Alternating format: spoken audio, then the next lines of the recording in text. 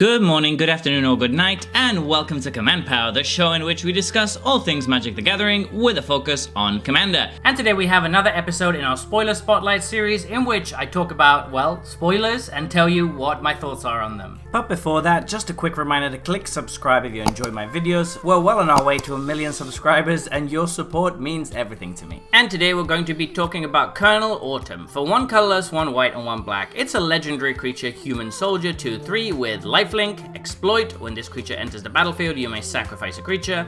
Other legendary creatures you control have exploit, and whenever a creature you control exploits a creature, put a +1/+1 counter on each creature you control. So aside from the fact that this card says exploit a whole lot of times, what exactly is it going to be doing? I think it's doing a lot of interesting stuff, although it is a little bit niche, as most cards in the Fallout set seem to be. And this one wants to ideally be put in a Legendary Matters deck, or at least a deck with a significant number of legendaries, and one that is going wide. So obviously the immediate answer to where this is going to be amazing is in Ratadrabik of Urborg. It basically gives all the creatures you play a free sack outlet on ETB, which is really nice, and it allows you to sacrifice every creature you play to itself immediately if you want to, which if you have a token doubler out means that you can go for some absolute shenanigans, whilst in the meantime boosting your entire board. So obviously it's going to be fantastic in that deck, in Ratadrabik, but where else can this be good? Well, I think you don't actually need that many legendaries for this to be good. You want to play it in any kind of go wide aggro deck or in any aristocrats kind of strategy, and honestly I think it'll be pretty good in both of those. The buffing your entire team aspect of it is actually very solid, because if you're playing aristocrats, one of the problems you tend to have is that your board ends up being much smaller than other people's boards and you can't really push through any damage from attacks, so you're basically kind of just sitting there passing and waiting until you can assemble your combo to drain people out with death triggers, but sometimes you just don't get there. This offers you an alternate angle by allowing you to grow your board and potentially offer some attacks so that you can push through a little bit of damage first. A deck that seems to me like it would really love this is any human tribal deck. So for example, I have a General Kudro of Dranith deck, which would absolutely love this because it's a human